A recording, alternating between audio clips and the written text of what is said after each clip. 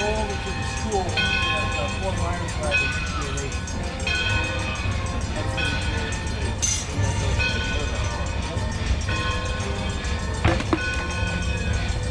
and they found the, what do you call it? They found stuff in there.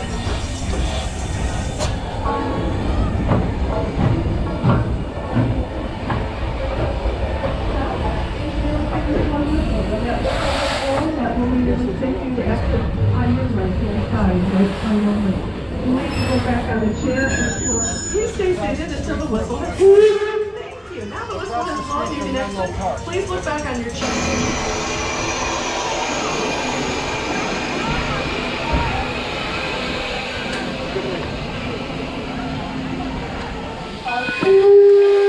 We hope you've enjoyed your day here with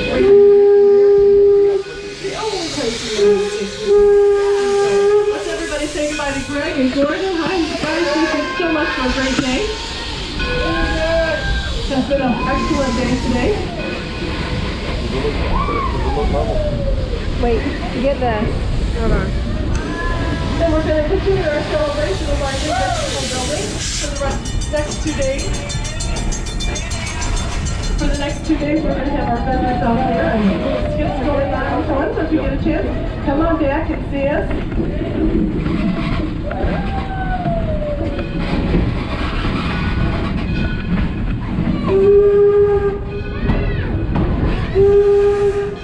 On the left here, you'll see the birthplace of Henry Ford. This is where Henry Ford was born. On July 30th, 1863, in the upstairs bedroom. It was not unusual to see the merino sheep. They're all hiding over here. They've all been sheared at the Firestone Farm, and if you have anything made out of merino wool, you've got something that lasts a lifetime. Across the street from the Ford home is the Bagley Avenue shop. A remake of the quadricycle, the original, is in the museum.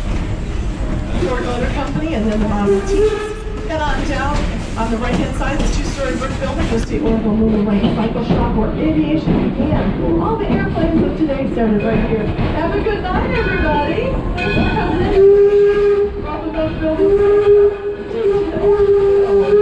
H.J. Heinz House in Pittsburgh, Pennsylvania.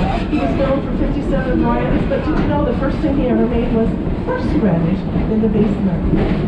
We are coming up to the Edison at Work District. You'll see the bronze statue of Mr. Edison. He actually sat for that particular statue, but unfortunately it was not unveiled until after his death. His Menlo Park, New Jersey laboratory is here. He kept many long hours.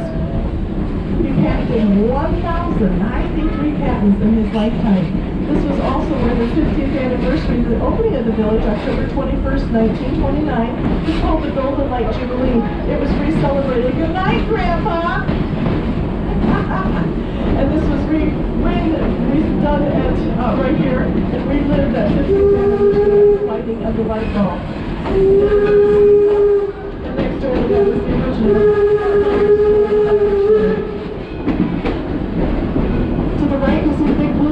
Ford Motor Company across the street here on the right. That is the test track for the Ford cars, but it was also an airport back in the 1920s, featuring Henry Ford's tri-motor airplanes. You can see the tri-motor inside the museum. Porches and parlors are Acton Covered Bridge, 1832, on the Wheeling Creek in southwestern Pennsylvania. Behind that, you'll see the little home with the white picket fence. That's Edison's grandparents' home from Ontario, Canada. Top of the hill, if you look up the street there, you'll see the White House. That's Noah Webster's home. He wrote the first American dictionary. Cotswold Cottage, made out of limestone, is from the 1600s in Gloucester, England, on the top of the hill. And we'll say hi to Mike as we come in. Behind him is the Susquehanna Plantation. It was a 700-acre tobacco farm in the Tidewaters of Maryland. As we leave the station, you'll see the small red building coming up. That's the Plimpton House. The little red building, Mom and Dad Plimpton and 7 children lived in this one-room home. 9 people shared that loft for sleeping at night. Please stay in your seats until we come to a full stop. If you decide you want to leave here, you're more than welcome to do so, but be forewarned, you will be walking back up to the front. Give us just a moment, and the whistle has blown. If you choose, you may exit on the left-hand side at this time. If not, we'll take out our passengers and we'll be on our way. Thank you.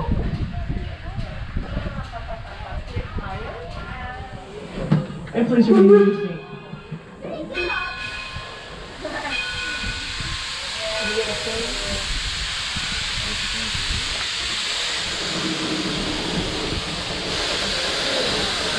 we seem to have some good people that want to see us today. If you look across the street, you'll see the car that pulled over. Let's give everybody a wave. Let's give these kids a wave as we go by. Give them a kick for the day. Make their day. Hi, guys. The Ferris wheel is the oldest windmill in the United States. Dates back to the 1600s. Cape Cod, Massachusetts, used for grinding corn. And our Daggett Farm, 1754, Andover, Connecticut. We're behind the number 7, 1897, a Baldwin locomotive built in Philadelphia, Pennsylvania. We are 60 tons. 440 is the wheelbase. We're using coal for the fuel, which will heat the water. The water now becomes steam.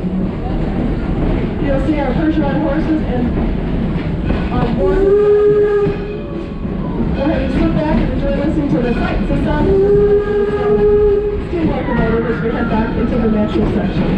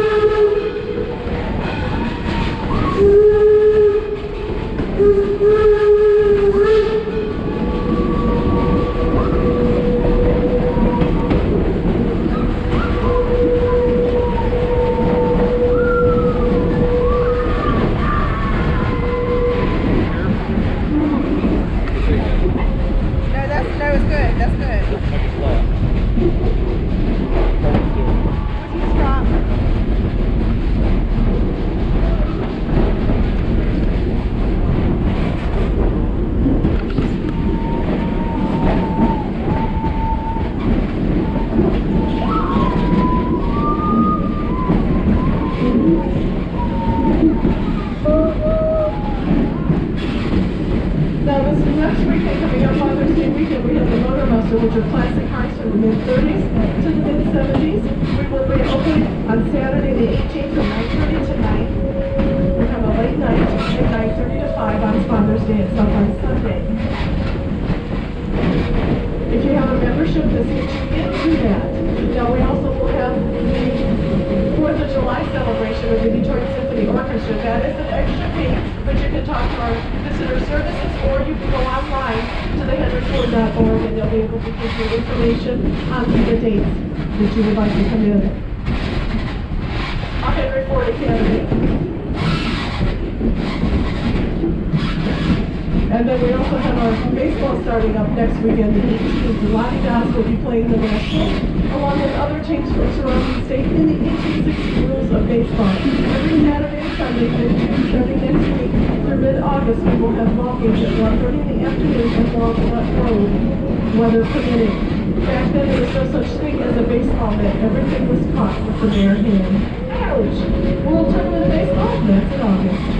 This is our Henry Fords Academy Charter High School 94th grade. These are the senior classrooms right here. Now let's listen to the North American signal for. Here comes the train.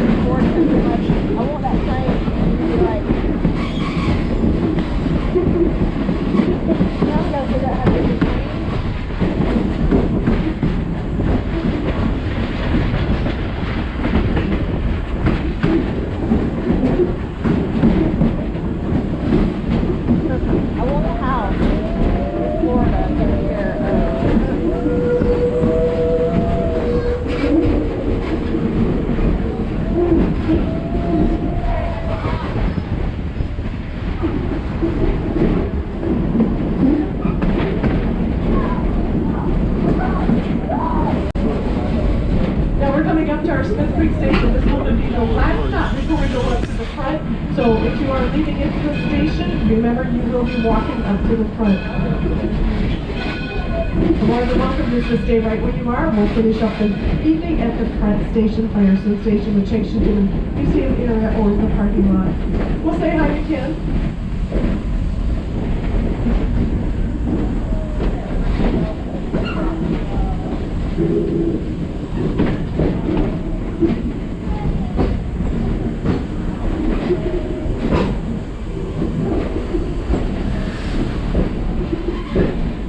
Please remain in your seat until the engineer gives us a whistle. When the whistle is blown, that means it'll be safe for you to exit on your left-hand side. Give us just a moment. All right, it is now safe. If you're exiting, do remember again, you will be walking out. We will not be back to this station until tomorrow. And again, thank you so much for riding on our railroad today. Ken, we'll have the gate open for you. Got it. We're going to head on up to the Firestone Station. We certainly hope you've enjoyed this day here at Greenfield Village.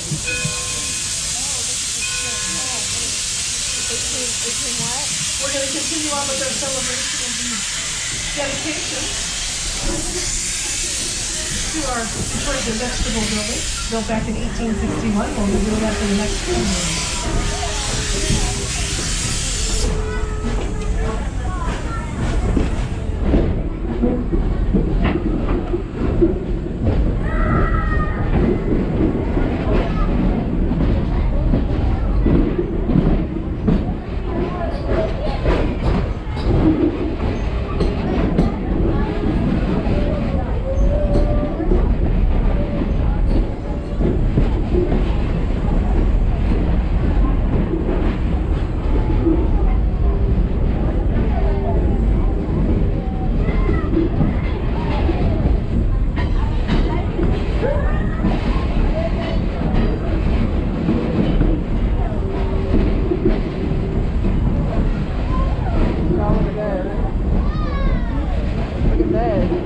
We hope you had a chance to stop and deliver craft work, and then of course going over to our working farm district, the Harvey Firestone Farm, which was from Columbiana County, Ohio, on the Pennsylvania border. He was the founder of the Firestone Rubber Tire Company. Our little lambs have been born here.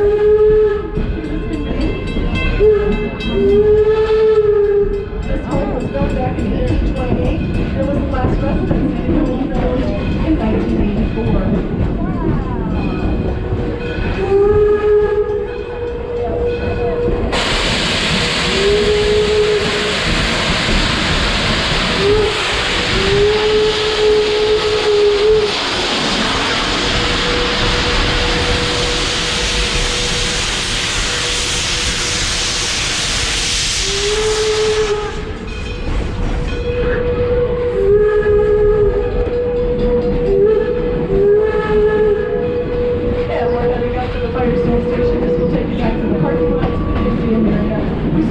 you've enjoyed your day here at Greenfield Village.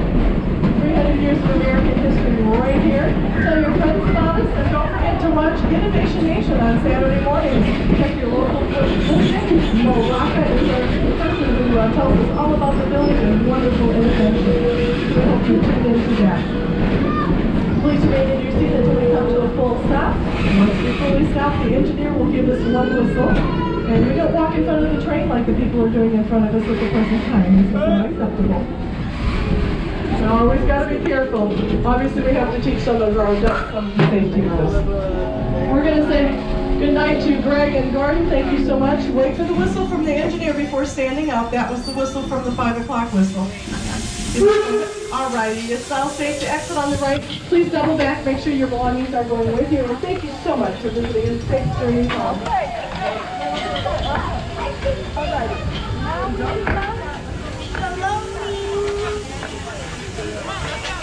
Before you got out of high school. So what's the, I'm gonna record this if you don't mind. What's the history of the building, of the museum building? The museum, the stuff, all of these were built, this stuff before 1929 because it opened in 1929, and this stuff about a week before the, what do you call it, stock market crash. Now, the President of the United States and several other people came here and this stuff, a lot of people and this stuff for the dedication. And this stuff, they came in and they pulled in over near Smith's Creek. Now, Smith's Creek was there because Thomas Edison was fired at Smith's Creek for setting fire to the train. He used to be a candy butcher, okay? And stuff, you get on the train at Port Huron and this stuff, and he'd sell candy, newspapers, fruits, veggies, and this stuff, heading down to Detroit. When he get to Detroit, he would go to the Detroit Public Library and check out books and read books there. Then ride back on the train, you know, back up to Port Huron. Okay, now eventually after a couple of years he convinced the conductor to let him do science experiments on the train. Okay, so, well, never work with phosphorus in a wooden car while it's moving. Well, when they threw him off the train after putting the fire off, it was at Smith's Creek. Ford says, "I want that building for here." And the guy says, "Well, they only have one you know, railroad depot there." And he says, "Fine, build them another one wherever they want it." So they got the building and that stuff, and they built another one in Smith's Creek, which is just outside Port Huron. They built another one, you know, where they wanted it, which was a different spot actually. So when everybody got off the train, the first thing they saw at the Edison Institute was where Tom got fired. Interesting. Like that one? Yeah, that was